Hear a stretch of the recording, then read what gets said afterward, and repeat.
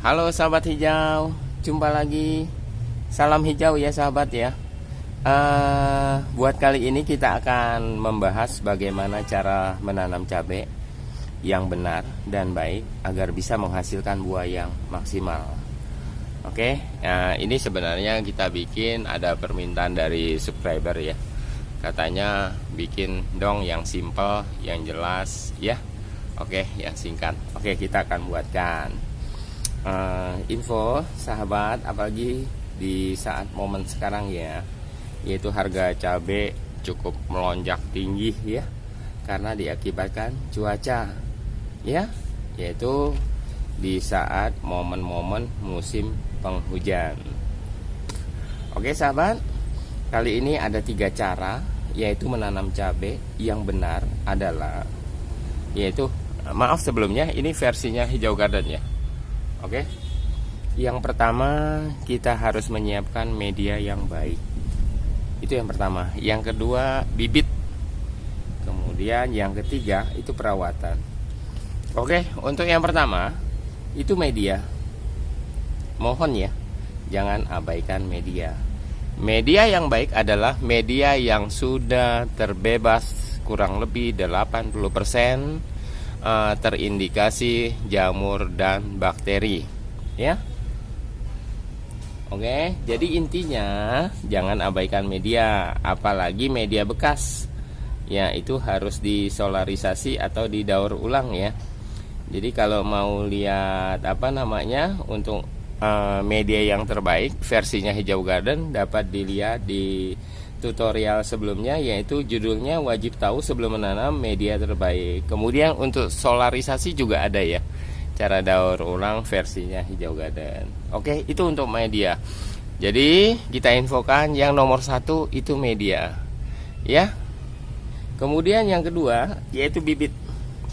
Bibit yang baik adalah bibit yang sudah diaplikasikan fungisida dan JPT ya, zat pengatur tumbuh. Jadi mohon jangan menggunakan bibit yang ada di dapur ya. Alasannya sebagai berikut, yaitu bibit yang di dapur itu sudah meninggalkan residu insektisida atau fungisida dan lain-lain yang kita biasa beli di pasar. Oke, makanya jarang sekali loh petani yang menggunakan bibit hasil dari panennya sendiri. Benih bibit yang direkomendasikan, kita rekomendasikan sebagai berikut. Yang pertama Sipun, yang kedua Dewata F1, yang ketiga Panamera, yang keempat dan lain-lain. Oke, yang ketiga yaitu perawatan. Perawatan atau termasuk pemupukan ya, termasuk pencegahan ya, pencegahan penyakit. Contoh perawatan yang baik adalah paham akan pemupukan dan pencegahan hama ya. Oke, kita akan bahas pemupukannya yang pertama sebagai berikut.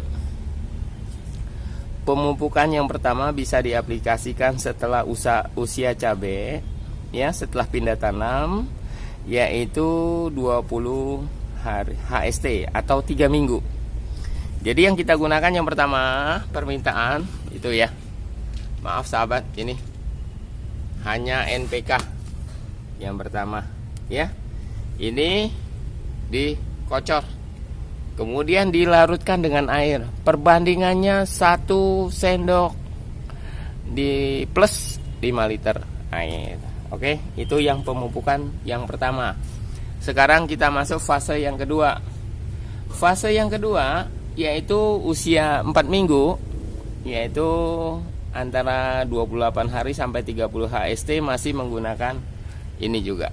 Jadi yang pertama NPK pemupukannya, yang kedua juga NPK. Kita masuk fase yang ketiga, usia sudah 3 minggu antara 35 sampai 45 hari atau 40 HST. Jadi kita masuk MKP, yaitu mono kalium fosfat. Ini pemupukan yang kedua. Ingat, pemupukan yang ketiga, yaitu yang penting boleh MKP, boleh juga TSP. Kalau TSP dilarutkan sama dengan SP36. Oke, itu pemupukan yang ketiga. Kemudian pemupukan yang keempat, yaitu usia antara 6 mingguan, antara 42 sampai 45 HST. Yang kita gunakan adalah tetap kita menggunakan MKP dan kita menggunakan KCL. Ya, KCL saja.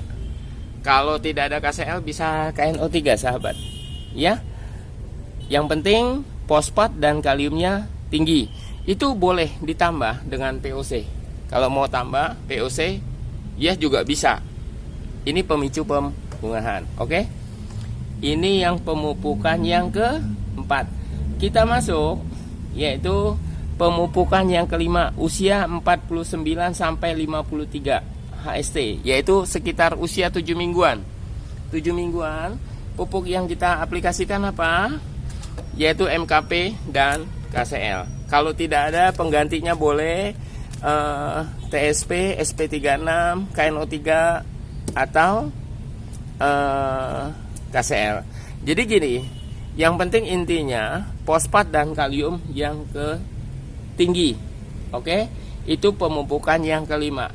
Pemupukan yang keenam, usia 8 mingguan, yaitu usia tanam 56 HST sampai 60 HST. Itu kita hanya menggunakan KCL. Ya, boleh yang merah, bisa kayak NO3, boleh yang merah, boleh yang putih. Oke, kita masuk pemupukan yang ketujuh, yaitu usia tanaman antara 9 mingguan. Itu usia tanam dari 63 hari sampai 65 hari. Kita memberikan tetap KCL. Oke. Pemupukan yang kedelapan, yaitu usia 10 minggu sampai lebih sedikit, 70 HST sampai 75 HST. Khusus kita masuk apa namanya? Kalsium.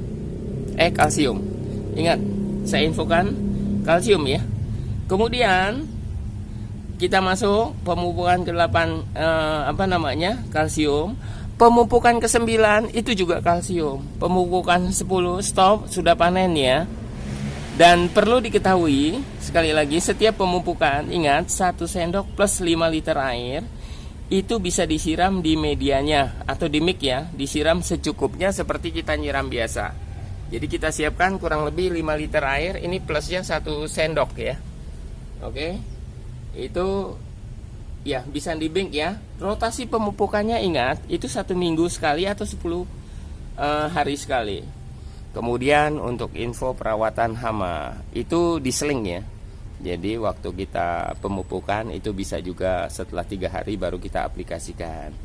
Pencegahan hama diutamakan kalau yang parah itu bisa 3 hari 4 hari 1 kali ya.